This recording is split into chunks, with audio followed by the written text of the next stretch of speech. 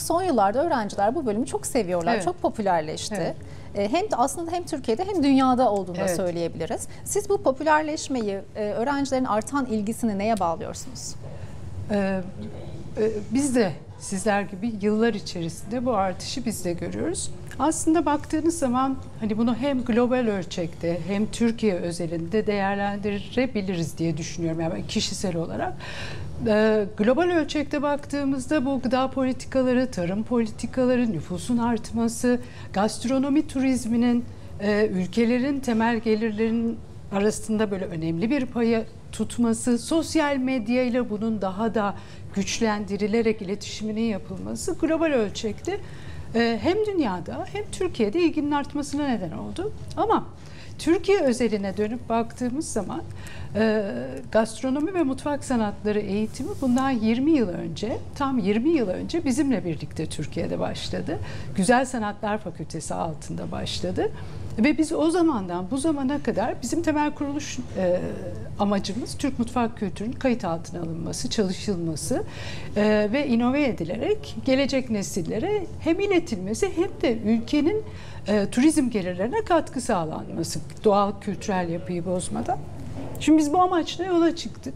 Bu amaçla da yola devam ediyoruz ve 20 yıl içerisinde biz binlerce mezun verdik. Ve bu mezunlarımız bizim dünyanın her yerindeler ve çok başarılılar. Çok başarılılar. Hatta bundan birkaç ay önce biliyorsunuz İstanbul'a Michelin Guide geldi. Evet. Ve bizim 2 mezunumuz hemen bu Michelin Guide'a girdi. Yurt içindeki işletmelerdeler, yurt dışındaki işletmelerdeler, Ar-Ge'deler, medyadalar, kendi her işini yerdeler. kuruyorlar değil mi? Hatta kendi işlerini kuruyorlar kuranlar. ve hepsi çok başarılı. Ve arkadan gelen nesile de çok ciddi rol modeller. Ben aslında Türkiye'deki ilgiyi hani çok da alçak gönüllü olamayacağım. Bizim mezunlarımıza ve bizim başlattığımız bu eğitim öncülüğüne bağlıyorum. Evet, akımına bağlıyorum. Baktığımızda gastronomi ve mutfak sanatları bölümü Güzel Sanatlar Fakültesi içerisinde yer alıyor. Güzel Sanatlar Fakültesi bizim bildiğimiz özel yetenekle öğrenci alan, ayrıca sınav yapan fakülteler. Bunun sebebi nedir acaba? Şimdi ilk yola çıkılırken yemek yemenin yemek hazırlamanın, kültürünün, her şeyin bir sanat olduğu düşüncesiyle, ki bunda ne kadar haklı olduğumuzu da zaman içerisinde gördük. Bizim dekanımız, kendisi de ressam, Profesör Gülveri Kaya hep şöyle der: bizler bu fakültenin içinde sanatçı gibi düşünen bireyler yetiştiriyoruz der. Şimdi baktığınızda evet, gastronomi yemek kültürünü barındırıyor, işletmeyi barındırıyor, pozitif bilimleri barındırıyor, sanatı barındırıyor ve bunların hepsini harmanlayıp tabii ki son ürüne dönüştürdüğünüz pratik uygulamaları barındırıyor bünyesinde. Bir şeyi yaratabilmek için önce hayal etmek, ondan sonra da hedefinize doğru gitmek gerekiyor. Güzel Sanatlar Fakültesi çatısı altında olmak aslında gerçekten büyük bir ayrıcalık bizim için. Biz bunu her gün hissediyoruz. Hayal etmeyi ve bir adım önde hayallerine doğru, hedeflerine doğru hayallerine gitmeyi sağlıyor. Evet, ama öğrencilerimizi yanlış yönlendirmeyelim. Özel yetenek sınavı yok. Yani Güzel Sanatlar sınavsız alan bölümlerinden. Biz sözel puan türünden alıyoruz. Evet. Peki sizce bu bölümü kimler tercih etmeli? Şimdi bu soru bana çok sorulur ve ben önceki yıllarda hep derdim ki tutkusu olan tercih etmeli. Tutku şart. Her başarılı iş için tutku şart. Fakat şimdi günümüze dönüp gelip baktığınız zaman özellikle bu kuşak son derece zeki bir kuşak. Nereye gittiğini, ne yaptığını, neden seçtiğini o kadar iyi biliyor ki gastronomi ve mutfak sanatları bölümü okuyacak ya da okumayı hedeflemiş olan her adayın ben ne okuyacağını çok iyi bildiğine eminim ve o öyle geliyor, tercihini öyle yapıyor. Belki burada sorulması gereken şu olabilir: hani ne okuyacağımdan çok hangi kültürün altında, hangi kurumsal kültürün altında okuyacağım? Belki hani adayların sorması gereken soru bu olabilir. Çünkü akademik eğitimi her şekilde alabiliyorsunuz. Bir formasyon var, biraz küçük değişiklikler gösterebilir belki ama bir kurumun kapısından içeri girdiğiniz anda oranın dokusuyla birlikte şekillenmeye başlıyorsunuz. Mesela bizim üniversiteden içeri girdiğiniz zaman belli bir mimari yapı var. O mimari yapıdan bir kere etkileniyorsunuz. Sonra binaların içine giriyorsunuz. Mesela bizim koridorlarımızın bir sonraki koridorda ne olduğunu bir önceki koridorda görmezsiniz. Mutlaka dönüp bakmanız gerekir. Onun da temel amacı merak uyandırmak. Ya da rektörlük binamıza girdiğinizde merdivenler böyle biraz değişiktir. Alttan baktığınızda onun DNA sarmalı olduğunu bilirsiniz. Ta oradan merak, heyecan, araştırma, bunu uyandırıyorsunuz. Ya da Güzel Sanatlar Fakültesi'ne biz her sabah girdiğimizde klasik müzikle giriyoruz içeriye. Şimdi bulunduğunuz ortam, gastronomi de, yemek kültürü de böyle.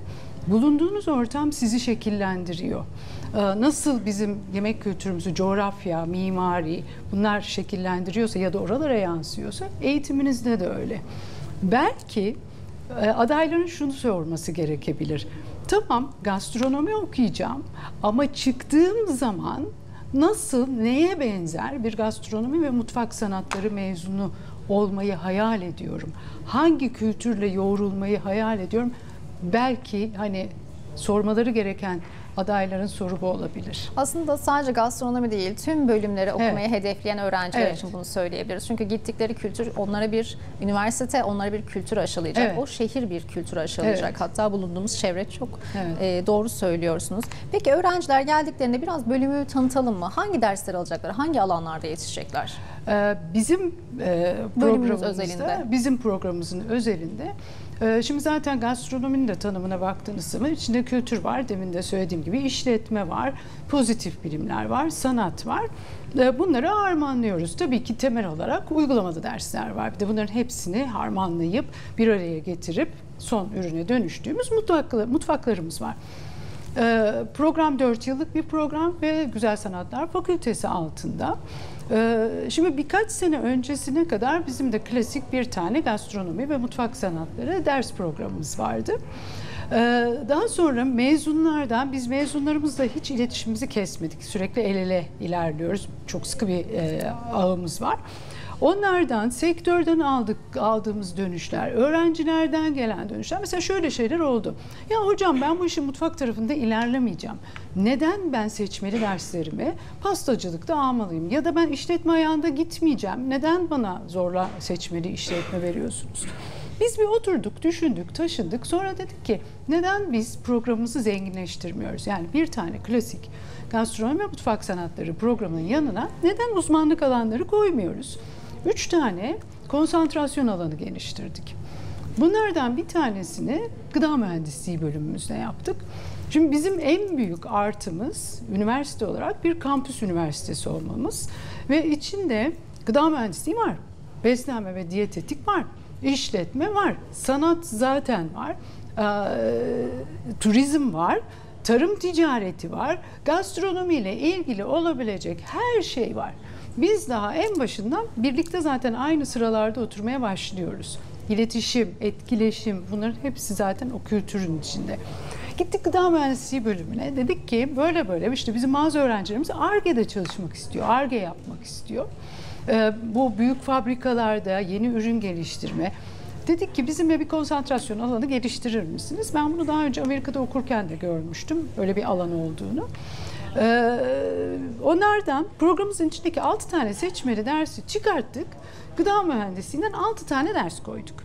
Adına Culinary Science dedik ve onu bitirene bizim diplomamızın yanında ek olarak bir de Culinary Science konsantrasyon alanı belgesi veriyoruz.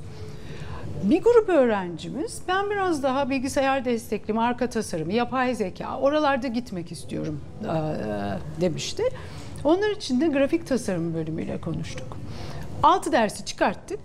Onlardan 6 tane ders koyduk. Böyle bir anlaşma yaptık. Onun adına da Food Design dedik. Sonra bir grup öğrencimiz de dedi ki ben yemek stilistliği ve fotoğrafçılığı alanında gitmek istiyorum. Piyasada da çok açık var. Zaten Güzel Sanatlar Fakültesi altındasınız.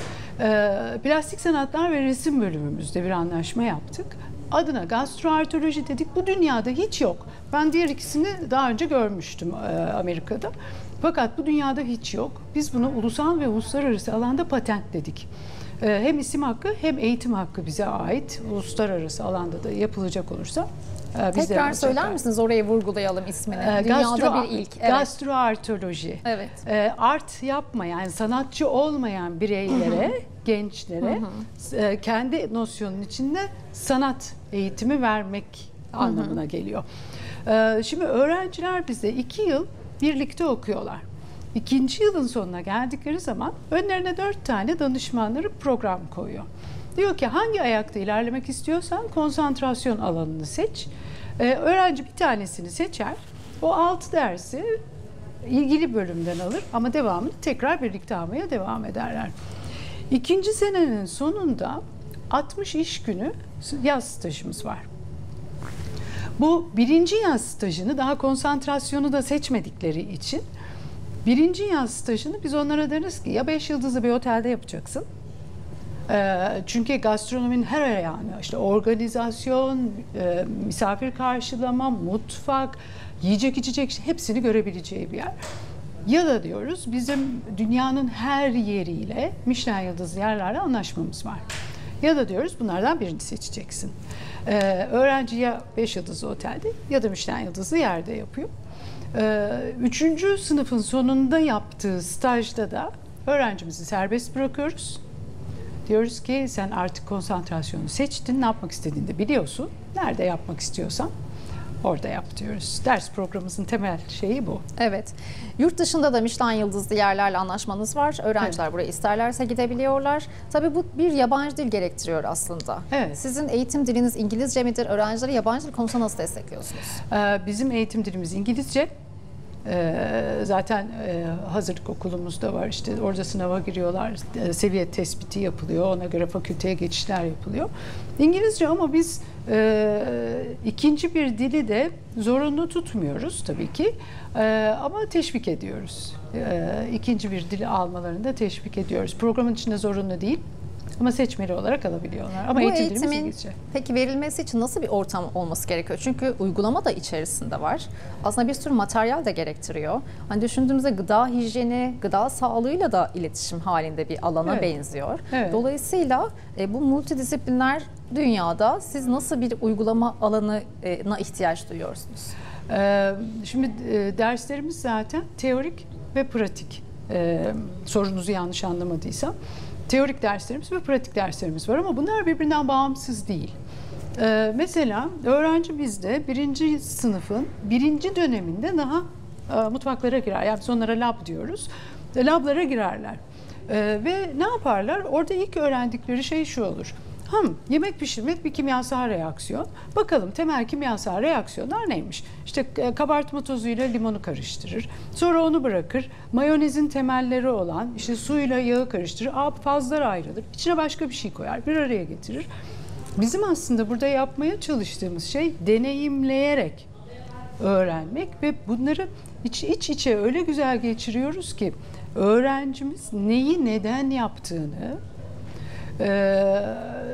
hem bilir hem de çok da güzel sorgular. Yani orada bir yerde bir şey bunun nedeninin içini yoksa döner bize. Teorik ve pratikler bizde tabii ki pratik ders saatlerimiz daha fazla.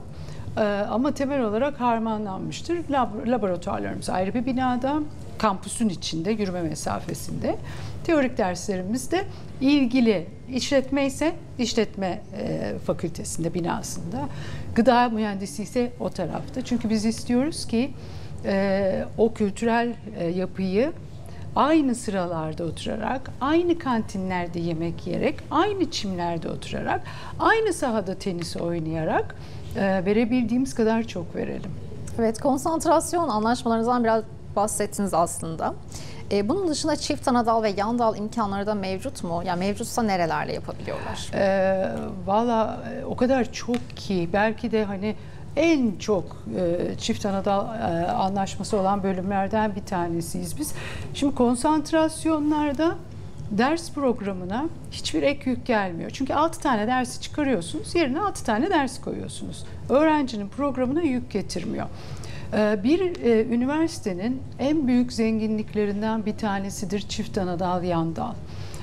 Çünkü kendinize hem geliştirme imkanı bulursunuz hem de başka bölümden öğrencilerle iletişim kurma imkanı sağlar bu size. Ve farklı hocalardan da destek Aynen alma, öyle. evet. Başka yüzler. Bizim bu konsantrasyon alanlarımız, mesela akademik kadro, gastronominin akademik kadrosu vardır. Konsantrasyon alanlarının da kendi başkanları ve kendi akademik kadroları vardır mesela. Hani bir başkan altında ya da bir akademik kadro altında hiçbir şey toplamadık. Ne kadar zengin, o kadar iyi bizim için. Şimdi konsantrasyon yapıyor öğrenci. Tamam, çok güzel. Ben bunun üzerine bir de işletme koyayım. Çift ana dal yapabilir miyim? Tabii, ne zamandan bir şey ekstra getirdik sana konsantrasyonla. Ne maddi bir yükü var, hiç öyle bir şey yok. 18 bölümle bizim çift ana dal anlaşmamız var.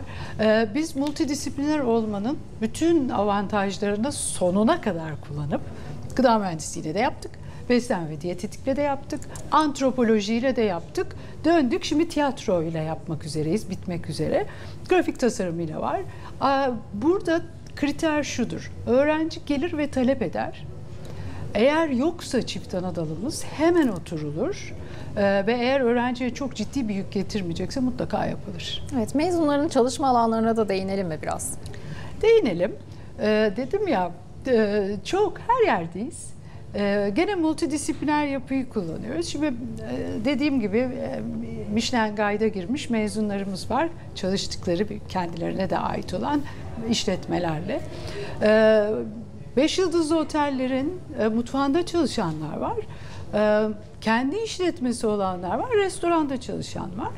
Yurt dışında bu stajlarla tanıştıkları Michelin yıldızlı yerlerde tamam ben gidiyorum ama birkaç ay sonra geleceğim deyip ayrılıp geri dönenler var. Medya da var. Bu bildiğiniz bir sürü programın hem önünde hem de kamera arkasında olanlar var. Uçan şeflerimiz var. Yazar olmuş olanlar var. Akademisyenler var. Biz Uçan çok akademisyen şefler, yetiştirdik. Havacılık sektörüne çalışan uçan şeflere mi kastediyorsunuz? Evet. Havacılık sektöründe çalışan akademisyenlerimiz var. Valla o gastronominin yelpazesi neyse biz her yerdeyiz. Arkamızda çünkü koskocaman 20 yıl var. Evet. Bu anlamda ulusal ve uluslararası işbirliklere de değinelim mi? Diğer farklı Michelin yıldızlı yerlerle zaten anlaşmanız olduğunu söylemiştiniz. Ulusal düzeyde peki neler söylersiniz? Ulusal düzeyde bizim zaten içeriye girişimiz mezunlarımızla. Özellikle stajlarda biz çok yakın ilişkilerimiz var. Yani hiç öyle sorunlarımız yok. Mezunlarımız daha mezun olmadan anlaşmalarını yapıyorlar. Şimdi biz şöyle bir şey söylemiyoruz. Çünkü iyi üniversitelerin hiçbiri zaten bunu söylemez. Sen mezun ol, bak ben seni şuraya yerleştireceğim. Öyle bir şey yok. Ama biz şöyle diyoruz. Biz sana öyle bir akademik eğitim ve öyle bir Yeditepe kültürü veriyoruz ki sen zaten çıkmadan önce her şeyini halletmiş çıkacaksın. İçinden bir kendisi seçiyor zaten seçtiği zaman. Ama iş birlikteliklerimize baktığınız zaman dilerseniz ben ulusal işbirlikteliklerimizi mesela biz 2014 yılından beri UNESCO'nun ikiz üniversiteler ağındayız. Altında 13 tane üniversitenin de bulunduğu bir İspanya çatımız var. Onlarla birlikte kültür çalışmaları yapıyoruz. Bu çalışmaların hepsinde öğrencilerimiz ve mezunlarımız çalışıyor. Sonra Ducasse Education var. Bilir misiniz bilmiyorum. Alain Ducasse dünyanın en önemli pastacılık şeflerinden biridir. Onun dünyada okulları var. Bizim onunla sertifika programımız var. Öğrencilerimiz eğer dilerlerse onlar buraya gelmiyorlar. Onlar ara ara geliyorlar. Yapıp sertifikalarını veriyorlar. Workshoplar yapıp ama dilerse bizim öğrencimiz bu bir kültür işi dedik ya. Buradan Fransa'ya gidiyorlar. Orada bir şatoya kapanıyorlar 1,5 ay kadar, 1,5-2 ay kadar ve çok yoğun pastacılık eğitimi alıyorlar. Hem kültürle tanışıyorlar hem de eğitim alıyorlar. Dilerlerse onu da 2 staja sayıyoruz ama bugüne kadar hiç 2 staja saydıran çıktı mı ben çok emin değilim. Yok hocam bunu da yaparım, stajımı da yaparım derler genelde. Ducasse işbirliğimiz, sertifika işbirliğimiz var. Şimdi yaptığımız işler o kadar kıymetli ve o kadar büyük ki mesela dünyanın ilk Culinary Science textbook'u bizim üniversiteden çıktı. Dünyanın her yerinde okutuluyor. Bu bize çok büyük kapı açtı. Yani Beyaz Saray'da bile kopyası var, büyük üniversitelerde var. Bize dünyanın en önemli Food Studies okullarından Boston'u getirdi. Boston Üniversitesi'nden aldığımız bir mesajla yüksek lisans anlaşması yaptık biz Boston Üniversitesi ile. Bu arada bizim de kendi yüksek lisans programımız da var. Şimdi mesela bizden mezun olan, bilirsiniz, Amerika'da okumak için bilim sınavına girersiniz, İngilizce sınavına girersiniz. Meşakkatlidir, ödemeleri çok yüksektir.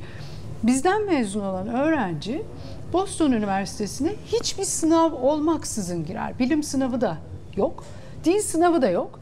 Üstelik bizde aldığı 2 tane ders onların yüksek lisans derslerine çok benzer olduğu için oraya da sayılıyor ve öğrencimiz 1,5 yıl yerine 1 yılda bitirebiliyor bizden giden öğrencimiz. Şimdi tabii bunları üst üste koyuyorsunuz. Michelin yıldızlı yerler derken biz kampüs olarak sürdürülebilirlik, karbon salınımı, bu konularda çok hassasız. Hatta biliyorsunuz ödüllerimiz var bu Yeşil Kampüs'e alakalı. Şimdi eğer siz kültürünüzü sürdürebiliyorsanız, bu yemek kültürü de bunun bir parçası, varsınız. Kültürünüz yoksa siz de yoksunuz. Bizim için sürdürülebilir gastronomi, sürdürülebilir yemek kültürü, sürdürülebilir gıda üretimi, sürdürülebilir tarım, bunlar çok önemli. Üniversite kültürü olarak önemli. Gastronomi özelinde de çok önemli. Universities Fighting World Hunger diye bir program var. Auburn University ile Birleşmiş Milletler ortak hazırlamışlar ve demişler ki kampüste açlığa karşı farkındalık yaratalım. Bunu öyle bir yapalım ki dünya geneline yayalım. Ve bunda programların başkanları, eğitmenleri ve öğrenciler yer alsın. Ama öğrenci odaklı olsun. Öğrenciye farkındalık yaratalım. Ben direkt yazdım onlara. Dedim ki Türkiye'den kimse yok. Acaba bizi alır mısınız? Biz de bunu çok önemsiyoruz ve sürdürülebilir gastronominin parçası olmak istiyoruz. Bizi kabul ettiler. Uzun yazışmalar döndü aramızda. Ve biz başladık çalışmaya. Biz o hani evlere kapandığımız dönem var ya, o zaman bile durmadık. Bu konuda çalışmalar yaptık. Akademik çalışmalar yaptık. Farkındalık çalışmaları yaptık. Bir yere kadar geldim. Çok güzel oldu. O tarafta çok beğendi. Biz de çok beğendik. Seminerlere katıldık falan. Bunun bir üstü var. Bu da yöneticiler seviyesinde yapılıyor. Adı da işte rektörler açlığa karşı kampüste bir araya geldiler program. Ona başvurdum. Dedim ki hani biz bir level üste çıkabilir miyiz? Bir seviye atlayalım. Bunu yapıyoruz. Biz size en tepeden söz verelim ki evet, biz açlığa karşı hep birlikte savaşacağız. Kampüste açlığı azaltacağız. Yeşili koruyacağız ve çalışmalar yapacağız. Birkaç ay önce de ona kabul edildik. Ve şimdi rektörler seviyesinde yapıyoruz. Demin sordunuz ya paydaşlarınız kimler diye. Mesela bu konuda ilk paydaşımız bakanlığımızın bünyesindeki bir birim. Onlarla başladık çalışmaya. Hem sürdürülebilirlik üzerinde çalışıyoruz, hem onlar bize eğitim verecekler. Biz onlarla iletişim içinde olacağız. Bu da bunlardan bir tanesi. Tabii bütün bunları yaptığınızda, biraz uzun oldu galiba ama. Son dakikamıza gireceğiz. Son soru bütün bunları yaptığınızda bir de arama motoru da sizi buluyor. Yani kitap var, o var, bu var falan. Arama motorunda da ilk siz çıkıyorsunuz. Google geldi. Dedi ki biz size bir sayfa verelim. Siz gelin Türk mutfak kültürünü burada anlatın. Pandemide böyle bizim bedava gezdiğimiz, müzeleri gezdiğimiz bir app vardı, bilirsiniz. Yeditepe Üniversitesi Güzel Sanatlar Fakültesi Gastronomi ve Mutfak Sanatları Bölümü Google Arts and Culture'ın partneri. Bizim de orada Türk mutfak kültürüyle, Türkiye'nin tanıtımı ile ilgili bir sayfamız var. Ve hepsinde öyle. Çok teşekkür ediyoruz.